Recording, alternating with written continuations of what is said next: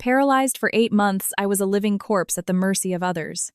That night, my finger finally moved. I thought there was a light at the end of the darkness, but then I heard the man by my pillow and the caregiver plotting. Tomorrow we'll push her from the penthouse terrace. A $50 million inheritance. That was the sole purpose of his 8 years of love for me. I closed my eyes and tears slid silently down my face. So this car accident had been a setup from the very beginning. 2 a.m. The only sound in the bedroom was the faint hum of the respirator. I stared at the ceiling, my eyes wide open, just as I had for the past 243 days and nights. The 8th month after the car accident. I, Ava Martinez, once a titan of industry, the CEO of Summit Holdings, was now just a piece of flesh lying in a bed. I had no feeling below my cervical spine. Ryan Miller turned over beside me, his arm resting on my shoulder. This gesture once made me feel warm. Now it only made me feel suffocated. I wanted to push him away, but my fingers couldn't move even a millimeter. Just then, a sharp pain shot through my right index finger. It was faint like a needle prick, but it was a real sensation of pain. I held my breath and tried to move my finger. The tip of it actually moved. For the first time in 8 months, I felt that my body was still alive. My heart began to race violently. I tried to keep my breathing steady, not wanting to wake Ryan. I wanted to give him a surprise, to tell him that there was finally hope. We had made it through the hardest time. We'll do it tomorrow night. A hushed male voice came from outside the door. It was Ryan's voice. I froze. Wasn't he in bed? I glanced to the side, and in the faint glow of the city lights outside the window, I saw that next to me was just a bolster pillow. Ryan, honey, do we really have to do this? What if we get caught? A woman's trembling voice. It was the caregiver, Chloe Davis. What are you afraid of? She's been a vegetable for 8 months. Even the doctors said there's no hope. Ryan's voice was so cold it felt alien to me. Tomorrow night, I'll wheel her out to the terrace for some fresh air. You'll be next to her and accidentally let go. The wheelchair will roll right off the edge. Not even God could save her. But what? You want to be a home health aide for the rest of your life, Ryan sneered. When she's dead, the $50 million inheritance is all mine. And there's a $5 million insurance payout. I'll marry you then. We'll go to the Caymans and live the good life. Chloe's voice immediately became excited. Really? You'll really marry me? Silly girl. I've been sleeping with you for over a year. Would I lie to you? Over a year. My mind went blank. The car accident was in March of last year. In the 2nd month of my paralysis, he was already sleeping with my caregiver. What about the car accident? Chloe asked cautiously. Don't worry, I paid off the guy at the auto shop. No one will find out the brakes were tampered with, Ryan said smugly. I thought she would die on the spot. I didn't expect her to be so tough to drag this out for another 8 months. But that's fine too. A sudden fall after being paralyzed for so long. No one will suspect a thing. My fingernails dug deep into my palms. So the car accident wasn't an accident. So these 8 months of meticulous care were all an act. So the man sleeping by my pillow was the one who wanted me dead the most. Ryan, you're so good to me, Chloe cooed a tone so unlike her usual professional self. That one with her stone-cold face at the company, always so arrogant. Just looking at her is annoying. Just a workaholic. What's the use of earning so much money? It all just benefits me in the end, Ryan laughed. All right, remember what you have to do tomorrow night. Make sure you act the part. Cry when you're supposed to cry, panic when you're supposed to panic. I know. The footsteps faded away. The bedroom door was gently pushed open. Ryan tiptoed in, stood by the bed for a moment, and leaned over to look at me. I closed my eyes, keeping my breathing steady. One more day, he whispered in my ear, his voice filled with vicious delight. Ava Martinez, you'd never dream that the husband you trust the most would be the one to send you to your death, would you? His hand caressed my face, his touch as gentle as if he were caressing a treasure. Don't worry, I'll cry very sadly at your funeral. After all, you are my most beloved wife. Then, he lay back down in bed, wrapped his arm around me, and soon the sound of his even snores filled the air. I opened my eyes and tears slid silently down my face. An 8-year marriage, a $50 million fortune. In his eyes, it was all just a meticulously planned murder and a scam. But he didn't know his prey had already woken up. I moved my fingers, which were gradually regaining sensation, feeling the warmth of blood flowing again. My right hand could already make a fist. My left hand was starting to feel something too. Tomorrow night. Very good, Ryan Miller. This game has only just begun. The night outside was thick as ink. I stared at the ceiling, my mind racing, planning my counterattack. 8 months of paralysis had taught me one thing in a desperate situation. You either die, or you make the person who wants to kill you die first. And I, Ava Martinez, was never the type to sit and wait for death. The morning sun filtered through the curtains. Ryan woke up on time and placed a kiss on my forehead. Ava, the weather is so nice today. How about I take you up to the terrace to watch the sunset tonight? His voice was gentle and considerate, his eyes full of concern. If I hadn't heard those words last night, I would have truly believed he was a good husband. I maintained my vacant stare, showing no reaction. Although my body was recovering, the process was slow. For now, only my hands could move slightly. The rest of my body was still numb. Chloe, it's time to give Ava her bath. Ryan called out the door. Chloe came in with a basin of water, a professional smile on her face. Mr. Miller, you can go to the office without worry. I'll take good care of her. Ryan changed and left. The room was now left with just me and Chloe. The smile on her face vanished in an instant. She roughly pulled back the covers. What are you pretending for? You'll be dead by tomorrow anyway. The washcloth was wiped carelessly over my body, her movements far from gentle. And you're the CEO. Now you have to let me serve you. I suppressed my anger, continuing to feign unconsciousness. Chloe leaned close to my face, a vicious glint in her eyes. Did you know Ryan says you're incredibly boring in bed? Not like me, I can make him happy. Your $50 million will be ours soon. She finished with a smug laugh, continuing her work. I mentally recorded every single one of her offenses. 10 a.m.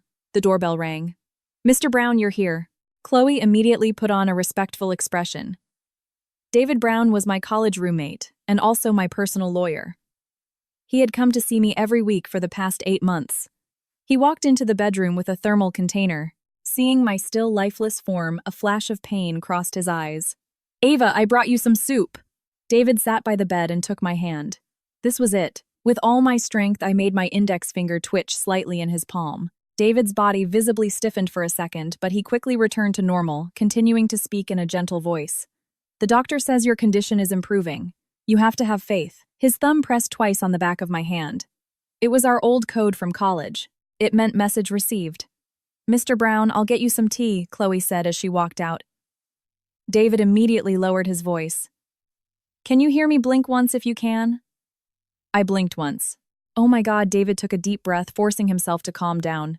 Are you in danger? I blinked again. Is it Ryan Blink? David's face instantly became grave. He spoke quickly. I understand. You keep pretending. I'll go make preparations.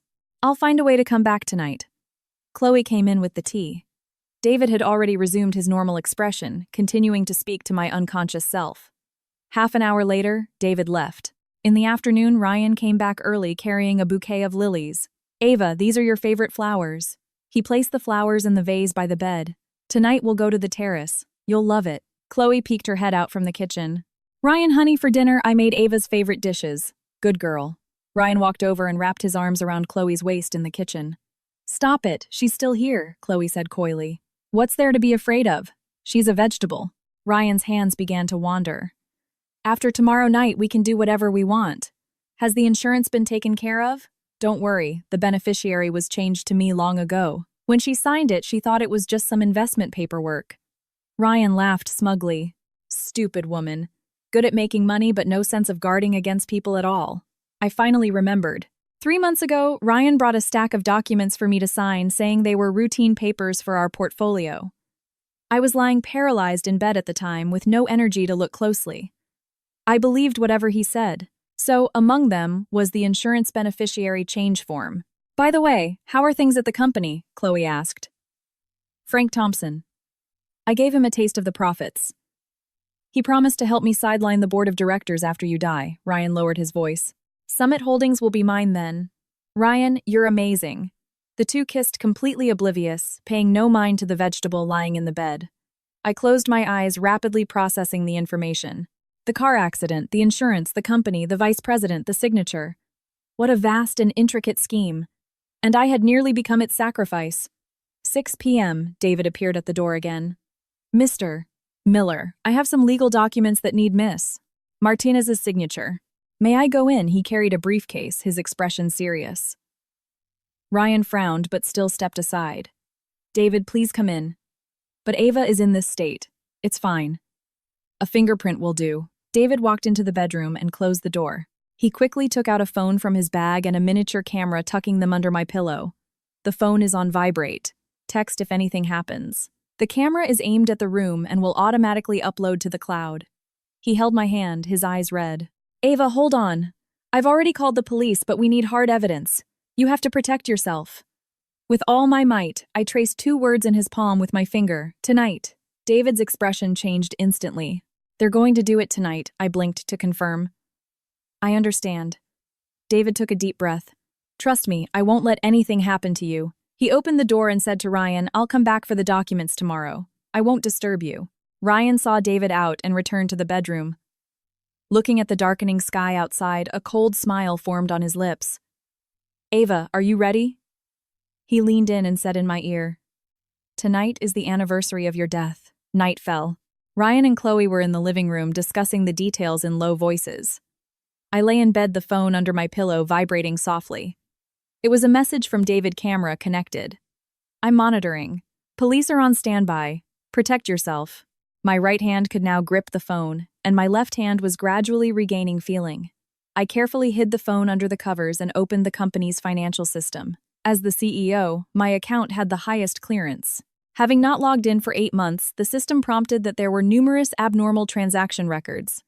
My heart sank. From March to July, over a period of 4 months, $5 million had been successively transferred out of the company account. The recipient was a company called Miller Ventures. The legal representative, Ryan Miller. He didn't just want my life, he wanted to hollow out my company. I kept looking and found Vice President Frank Thompson's signature on all the transfer approval forms. No wonder Ryan said Frank would help him. They had been accomplices all along. The phone vibrated again. A message from David, I found out. Ryan opened an offshore account in the Caymans. He's already transferred $3 million. He also has 2 other women on the side, and he's been giving them money. I clenched my jaw. This man was even greedier and more shameless than I had imagined. Ma'am, it's time for your medicine. Chloe walked in with a bowl of liquid medicine, a fake smile on her face. I stared at the bowl of dark brown liquid, and a terrible thought occurred to me. For these 8 months, I had been drinking this every day. Chloe lifted my head and poured the medicine into my mouth. The bitter liquid slid down my throat, and I felt a wave of nausea. Drink up, Chloe's voice was tinged with malice. You'll be dead tomorrow night anyway. 1 more bowl or 1 less doesn't make a difference. She put down the bowl and suddenly reached out to pinch my cheek. You know, I added something to this medicine. The doctor prescribed IV nutrition, but I pour out half of it every time and replace it with crushed-up sedatives. My pupils contracted violently. Why do you think you never woke up? Chloe smiled triumphantly. Ryan said to let you sleep more to save him the trouble. If you weren't so tough, you would have been dead long ago. She let go, leaving red marks on my face. By the way, your designer bags and jewelry, I've already tried them all on. Chloe opened the closet and took out my Hermes bag.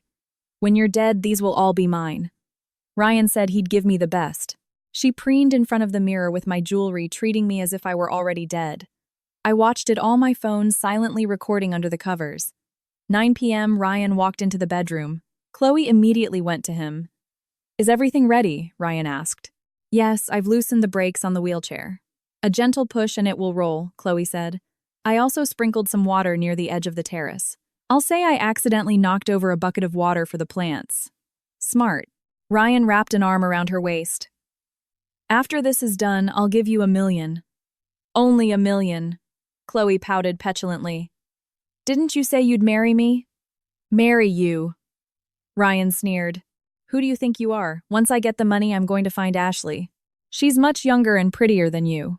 Chloe's face instantly changed. You lied to me. What else? Did you really think I'd marry a caregiver? Ryan pushed her away. Just do your job. $1 million is enough for you to live on for the rest of your life. If you don't listen, you won't get a single cent. A look of resentment flashed in Chloe's eyes, but in the end, she lowered her head. I understand. That's a good girl. Ryan patted her cheek. Tomorrow night, 10 p.m. See you on the terrace. Remember to make it look real. The two walked out of the bedroom. I could hear Chloe's suppressed sobs and Ryan's impatient reprimands. I sneered in the darkness. Dogs fighting dogs. Perfect. The phone vibrated. A message from David got it all on tape. The police now have evidence of Ryan embezzling company funds. They will set up an ambush on the terrace tomorrow night. Ava, how is your body recovering? I painstakingly typed a reply. Hands can move. Legs still can't. That's enough. I'll be waiting downstairs tomorrow night. Trust me. I put down the phone and moved my gradually recovering arms. 8 months of paralysis had caused my muscles to atrophy. Every movement now required a huge amount of effort. But I had to persevere. Around midnight, Ryan lay beside me, sleeping soundly. He was probably dreaming of his fortune, completely unaware that his prey had already laid a trap. I turned my head to look at him at this face that had once made my heart flutter, which now only disgusted me. An 8-year marriage, a lie from beginning to end. He got close to me, married me all for my money, and like a fool I gave him all my trust. But this time I would not lose. The moonlight shone coldly through the window. I closed my eyes, conserving my strength. Tomorrow night was the final showdown. Ryan Miller, your meticulously planned murder, will become your own funeral. I silently counted down in my mind, my fingers gripping the blanket tightly. My body was still weak, but the flames of revenge were already burning fiercely in my chest. On the terrace, we'll see. The next day, the entire day passed in an eerie calm. Ryan was unusually attentive, giving me a massage one moment, talking to me the next, the perfect image of a caring and thoughtful husband. Ava, the sunset tonight will be beautiful, he said gently. I'll take you out to the terrace so you can see the outside world. You've been in this room for too long. Chloe was packing things nearby, her eyes darting around. She was clearly still upset about last night's conversation, but she didn't dare act on it, only enduring it in silence. 3 p.m. My phone vibrated. It was David. The police are in position. Plainclothes officers are around the building. I'm downstairs ready to rush up at any moment. Can you move your legs? I tried to move my legs. My toes could wiggle slightly, but standing up was still impossible. I replied, can't stand but can protect myself. Received. Remember when you get to the terrace stall for as long as possible. Get them to say everything clearly. I deleted the chat history and hid the phone under the wheelchair cushion. 6 p.m. The sky began to darken. Ryan changed into a black outfit. Chloe was also dressed plainly. The two exchanged a look, their eyes filled with malice. Chloe, help Ava into the wheelchair, Ryan said. Chloe came over and roughly pulled me up from the bed. I let her handle me like a true vegetable. She stuffed me into the wheelchair, her movements anything but gentle. My arm hit the armrest, sending a jolt of pain. Gently, Ryan said with false concern. Don't hurt her. I know, Chloe replied impatiently. Ryan pushed the wheelchair out of the bedroom. As we passed through the living room, I saw a document on the coffee table. Divorce papers. He had even prepared this. The private elevator ascended slowly to the penthouse level. Ryan stood behind me. I could feel his suppressed excitement. Chloe stood beside him, holding a watering can. Later, just say you came to water the plants and accidentally spilled the can, Ryan said in a low voice. I know, Chloe's voice trembled slightly. The elevator opened directly into the penthouse foyer. The glass doors to the sprawling terrace were at the end of the hall. Ryan pushed the wheelchair towards them, with Chloe following behind. The penthouse was silent. The only sound was the rolling of the wheelchair. The terrace doors slid open. The evening wind blew in, carrying the chill of early autumn. The sun was setting the sky a blood-red canvas over the Manhattan skyline. Ava, look. What a beautiful sunset. Ryan pushed the wheelchair to the edge of the terrace, only a few feet from the glass railing. This is the last time you'll ever see it. His voice suddenly turned icy. Chloe placed the watering can on the ground and deliberately kicked it over. Water spilled everywhere. She retreated to the doorway, nervously looking around. No one's here, she said. Good. Ryan walked in front of me, crouched down and looked into my vacant eyes. Ava Martinez, did you know I never loved you? I remained expressionless. When I met you 8 years ago, it was because you were rich. A hideous smile spread across Ryan's face. Did you think you were so charming? Just a workaholic. Always a stone face and boring as hell in bed. If it weren't for your money, I would have left you long ago. He stood up, looking down on me. On the day of the accident, I tampered with your car. I thought you would die on the spot, but I didn't expect you to be so tough. But that's fine too. After being paralyzed for 8 months, everyone thinks you're a lost cause. Now if you die in an accidental fall, no one will suspect a thing. From the doorway, Chloe urged Ryan, "Hurry up! What if someone comes? What's the rush?" Ryan said impatiently. "I want her to die knowing the truth." He turned back to me and continued, "Do you know how great these past 8 months have been for me? During the day, I transferred your assets at the company. At night, I held Chloe in my arms. Oh, and there's Ashley, Megan. They are all younger and more beautiful than you. Of your $50 million, I've already siphoned off a good chunk. When you're dead, the rest will be mine. Summit Holdings will be mine too." He smiled triumphantly. "You worked so hard for 10 years, and in the end it all benefits me. How about it? Are you pissed?" He leaned close to my face. "Too bad you can't even speak." Just then I suddenly opened my eyes wide and stared directly at him. Ryan was stunned for a moment. "You." "I am very pissed." I spoke, my voice hoarse but every word clear. "That's why I want to watch you go to prison with my own eyes." Ryan's face turned deathly pale. You can talk." Not only can I talk, I raised my right hand, pulling the phone from under the wheelchair cushion. "I've recorded everything you just said." Impossible. Ryan lunged forward to grab the phone. At that moment, the terrace doors were thrown open and 4 or 5 plainclothes police officers rushed out. "NYPD, don't move." Ryan froze on the spot.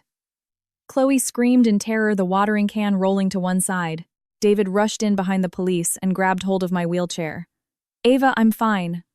I looked at Ryan's terrified face and said coldly, "Ryan Miller, game over." "You?" "When did you?" Ryan's voice trembled.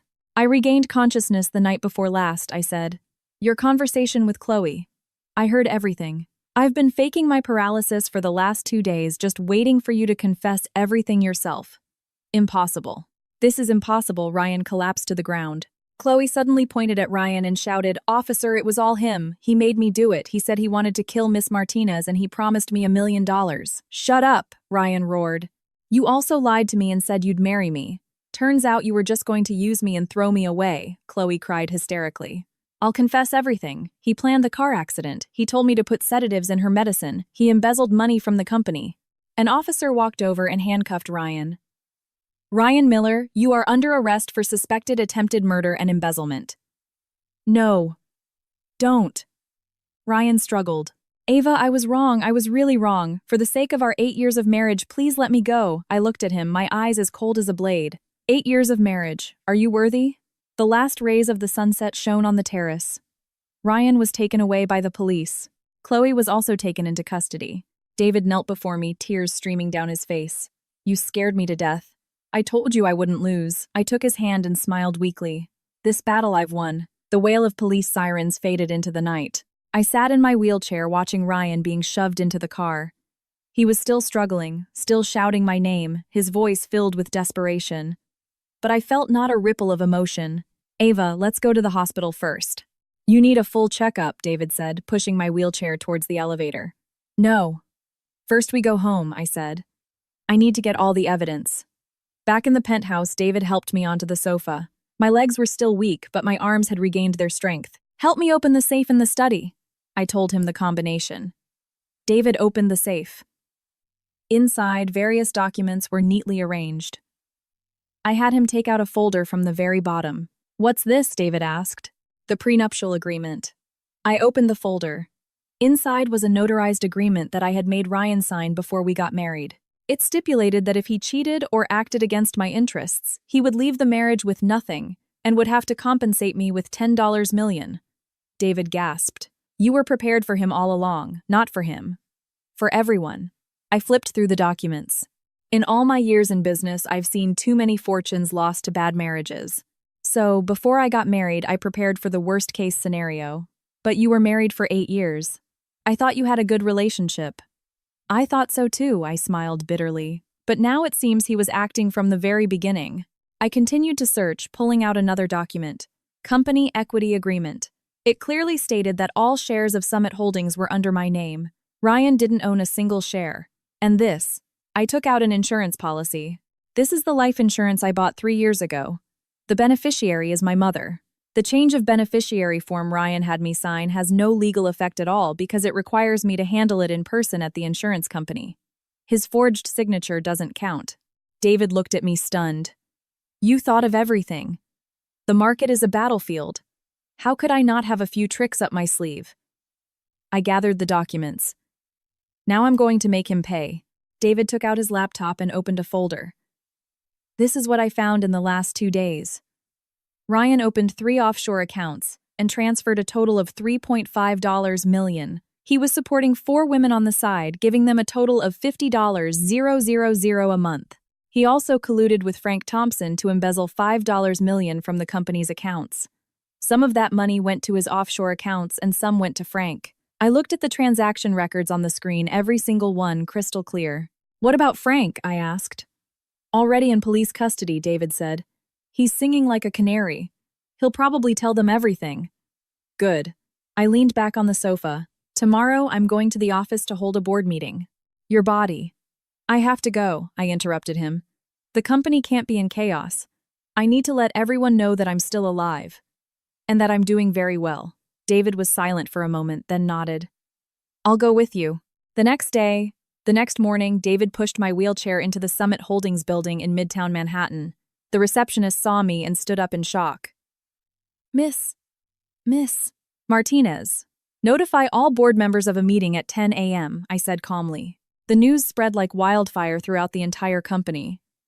As I went up in the elevator, every employee I met looked at me with stunned eyes. Miss Martinez is back. Isn't she paralyzed? I heard Mr. Miller was arrested. The whispers followed me, but I paid them no mind. In the boardroom, the 7 directors were already present. Seeing me enter, everyone stood up. Ava, please have a seat. I had David push the wheelchair to the head of the table. I know you all have many questions. I'm here to answer them. I briefly explained the events of the past few days. The boardroom was silent. Ryan Miller and Frank Thompson colluded to embezzle $5 million from the company. Both are now under arrest. I looked at the chief financial officer, old Mr. Davis. Immediately freeze all suspicious accounts and begin recovery proceedings. Yes, Miss Martinez, Director Davis responded at once. Also, from today onwards, all financial approvals must be co-signed by me and David Brown. Any expenditure over $100,000 must be approved by a board vote. Understood. I looked around the table. Gentlemen, you have fought alongside me for many years. I trust you. But this incident has taught me a lesson. Trust must be built on a system. From today, the company's management system will be completely overhauled. Ava is right, a director stood up. We support you. Yes, we all support Miss Martinez. The meeting lasted for 2 hours, restructuring all aspects of the company's affairs. When it ended, all the directors breathed a sigh of relief. Ava, please get some rest. Leave the company's affairs to us, Director Davis said. Thank you. I nodded. Back in my office, I had David help me into my executive chair. Sitting in this seat, I finally felt a sense of regaining control of my life. Ava, there's news from the police, David said, looking at his phone. Chloe has confessed everything. She said Ryan added sedatives to your medicine for a full 7 months.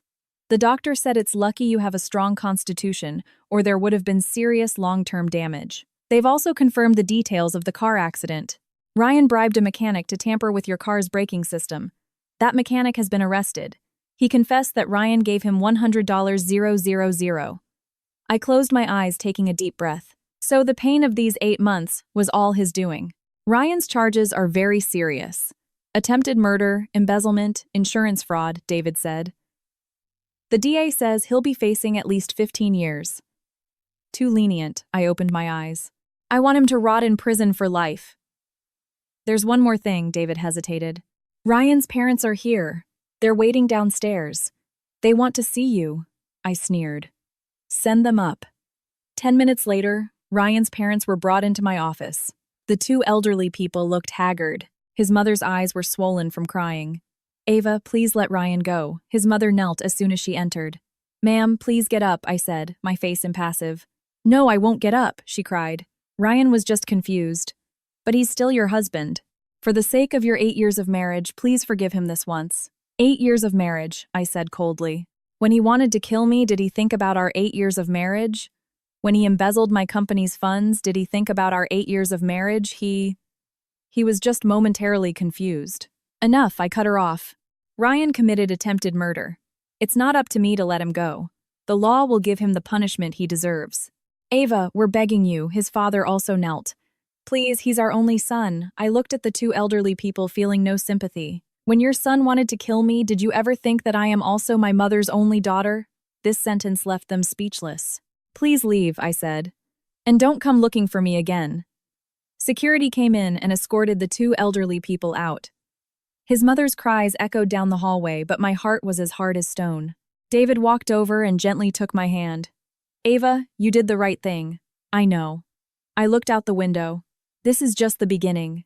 Next, I'm going to take back everything that belongs to me. 3 days later, I appeared at the detention center in my wheelchair. When Ryan was brought into the meeting room, he looked completely haggard. When he saw me, a complex mix of emotions flashed in his eyes: shock, fear, and a hint of resentment. Ava, his voice was hoarse. Sit down, I said coldly. Ryan sat down on the other side of the glass, looking at me through the phone receiver. Your legs. They're recovering well. The doctor says I should be able to walk in another month. I interrupted him. Disappointed, a meticulously planned murder, and in the end you got nothing. Ryan lowered his head, silent for a long time. I came here to tell you, I continued, the district attorney's office has formally indicted you. Attempted murder, grand larceny, and insurance fraud. With these 3 charges combined, you'll be facing at least 20 years. 20 years. Ryan's body trembled. Also, I have filed for divorce and am demanding $10 million in compensation. I took out the prenuptial agreement and showed it to him through the glass. Remember this. When you signed it, you probably never imagined this day would come. Ryan's face was ashen. We don't have $10 million. I know, I sneered. That's why you'll lose everything. Your parents' house, all the assets under your name will be seized and auctioned by the court. No, you can't do this. Ryan stood up excitedly. My parents are innocent, innocent, my voice rose sharply. I'm innocent too. When you wanted to kill me, did you ever think that I was innocent? When you were putting sedatives in my medicine, did you ever think that I was innocent? Ryan was stunned by my intensity and slumped back into his praise. Chair. One more thing, I calmed down. Frank has confessed everything. He said you approached him proposing to sideline me and carve up the company. You promised him a cut to help you embezzle funds. He also said you started planning all this 2 years ago. The car accident wasn't a spur-of-the-moment thing. It was premeditated. Ryan's eyes darted around, not daring to look at me. Why, I stared at him. Was I not good to you? I gave you whatever you wanted. I never bothered you with company affairs. The allowance I gave you each month was more than enough. Why did you do this to me? Because I resented you. Ryan suddenly looked up, his eyes filled with hatred. Do you know how people see me? Ava Martinez's husband? A kept man. A good-for-nothing who lives off a woman. I'm a man too. I have my pride. But in front of you, I'm nothing. His voice grew more agitated. The company is yours, the penthouse is yours, the cars are yours. Even every cent I spend is yours. I was sick of it. I wanted to prove myself. I wanted to have my own fortune. I listened quietly until he finished, then laughed coldly. So you decided to kill me, Ryan faltered. Ryan, do you know what your biggest problem is? I leaned closer to the glass. It's not that you're incapable. It's that you have no morals. You could have used your own abilities to earn money to start a business to prove yourself. But you chose the most despicable method to kill your wife and take her assets. You don't deserve to be a man, let alone my husband. Ryan's face turned beet red, his lips trembling, unable to say a word. By the way, I have something else to tell you. I took out my phone and opened a photo. Do you know her? The photo was of a young, beautiful girl, the one he called Ashley. She came to see me yesterday. Said you owed her $500,000. I told her you'd been arrested. She burst into tears on the spot and said she was going to the police to report you for fraud. And there's Megan, Lauren, Jessica. They all came too. I swiped through the photos on my phone. The 4 women you were keeping on the side, they all know you're a fraud now. They've teamed up to sue you.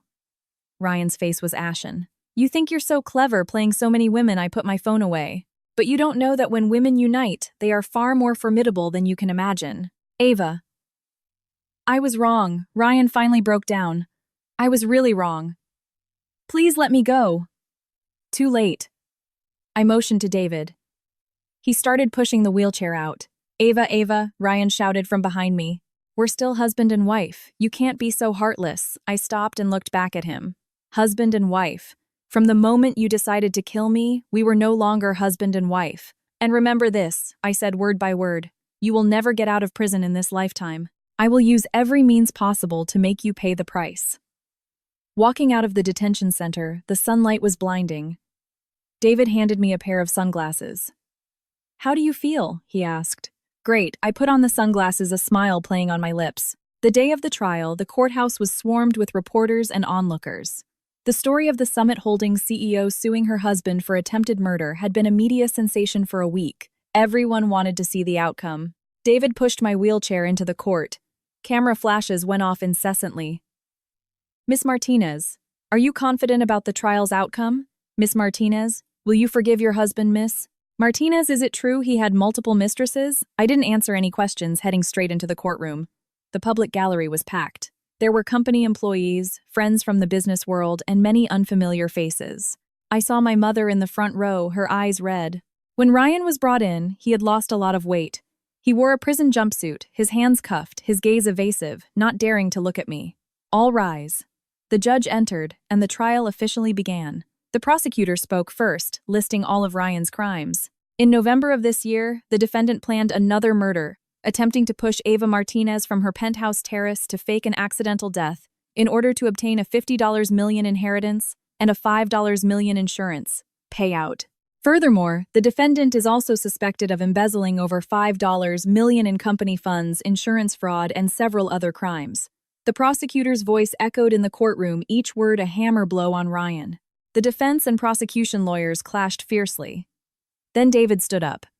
Your Honor, on behalf of the plaintiff Ava Martinez, I request the court to sentence the defendant Ryan Miller to the harshest penalty. He laid out the reasons: the prolonged duration of the criminal acts, the extremely vicious methods, the defendant's greed for both life and property, and his complete lack of remorse. The plaintiff Ava Martinez may now speak, the judge said. I took a deep breath and had David push my wheelchair to the witness stand. Your Honor, members of the jury, my voice rang out in the court. Ryan Miller and I were married for 8 years. I thought I had married a man I could entrust my life to. But I was wrong. He wanted to push me from my own home, then take my inheritance and live a happy life with other women. The gallery broke into murmurs. My mother was crying uncontrollably. If I hadn't happened to regain consciousness, if I hadn't overheard their conversation, I looked at Ryan, I would be dead now. Your Honor, I am not a cruel person, I said. But for someone who tried to kill me time and again, I cannot forgive. I demand the court to sentence him to the maximum penalty to make him pay for his crimes. After I finished, the courtroom was silent. Ryan stood up, his voice hoarse. I'm sorry, Ava. I admit I did many wrong things, but I never really wanted to kill you. I was just momentarily foolish. Momentarily foolish, I sneered. You planned it for 2 years, and you call that momentarily foolish. Ava, I truly know I was wrong. Ryan suddenly knelt. Please forgive me. For the sake of our 8 years of marriage, enough. The judge banged his gavel. The defendant will be seated. Witnesses were called one by one: Chloe Davis, the mechanic, Frank Thompson. Each piece of testimony, each piece of evidence laid Ryan's crimes bare. After an hour's deliberation, the court reconvened. The verdict will now be read. The judge's voice was solemn and grave. The defendant, Ryan Miller, is found guilty of attempted murder and sentenced to 15 years in prison. Guilty of grand larceny and sentenced to 8 years in prison. Guilty of insurance fraud and sentenced to 5 years in prison. For the combined offenses, the final sentence is 20 years of imprisonment, with deprivation of political rights for 5 years. In addition, the defendant is ordered to compensate the plaintiff Ava Martinez $10 million for economic losses and $5 million for emotional distress. The gavel fell. The verdict was final. The gallery erupted in applause. Ryan collapsed in his chair, his face ashen. No, he whimpered. 20 years. I'm only 35. As the bailiffs led him away, he passed by me and suddenly stopped looking at me. Ava, you will regret this. I won't, I said coldly. The one who should have regrets is you. Ryan was led out of the courtroom, his cries fading in the distance. I sat in my wheelchair looking up at the courtroom ceiling, and tears finally streamed down my face. Not for Ryan, but for the 8 years of my life, for the person I once was, who once believed in love. Ava, my mother came over and held me tight. It's all over. It's all over. Yes, I leaned on her shoulder. Mom, let's go home. 6 months later, spring arrived. I stood before the floor-to-ceiling windows of my office on the top floor looking out at the city below. The sunlight on my face was warm and bright. I could walk again with only a slight limp that physical therapy was quickly correcting. Miss Martinez, this is the financial report for the first quarter. Mark Peterson, the new VP, walked in. I flipped through it, a smile on my lips. A 45% increase in profit. Not bad. It's all thanks to your leadership, Miss Martinez, he said. After he left, David came in. Ava, I have some news for you, he said. Ryan's appeal was rejected. He also wrote you a letter. Do you want to see it? I paused for a moment. Bring it here. I tore open the envelope. The handwriting was messy. Ava, I know you won't forgive me, but I still want to say I'm sorry. I've regretted it every day for the past 6 months. I will reform myself in prison. In 20 years, if I'm still alive, I will go to your grave and kneel to apologize. Ryan Miller. I read it, then tore the letter into pieces and threw it in the trash. That's it, David asked. That's it, I said. His apology means nothing to me. A week later, I was in my office meeting Ethan Hayes, an investor. He was around 38, well-dressed and elegant. Miss Martinez, I admire you greatly, Ethan said. Not just for your business acumen, but for your strength of character. If possible, I would like to invest in your company. Not to control it, but to partner with you. I believe we can achieve great things together. I looked at him, thought for a moment. I'll consider it. I'll give you an answer in 3 days. After he left, David came in. What do you think? He seems decent, I said. But I need to do more research. Do you have a crush on him? David teased. Don't be ridiculous, I rolled my eyes. I'm only focused on my career right now. All right, David surrendered. But Ava, you should also consider your own happiness. I am very happy now, I said. I have my career, my friends, my mother. What more could I ask for, but… No buts, I interrupted him. David, after everything I've been through, I no longer believe in love. I only believe in myself now. The sun was shining brightly outside. I stood up and walked to the window looking at this city. A year ago, I was lying in bed thinking my life was over. But now I was standing again and standing firmer than ever before. Ryan Miller wanted to destroy me, but he failed. I not only survived, I thrived. That is the best revenge. I picked up my phone and looked at a photo. It was of my mother and me at Central Park last weekend. We were both smiling happily. I set it as my wallpaper, then turned back to my desk. On the desk was a new project proposal. I picked it up and began to read it seriously. Life is long and there is still much to do. I will not stop. I will keep moving forward. Because I know only by constantly advancing can I truly control my own destiny. Ava Martinez, you've got this, I told myself. Outside, the spring breeze blew, bringing with it new hope, and I was ready to embrace my new life.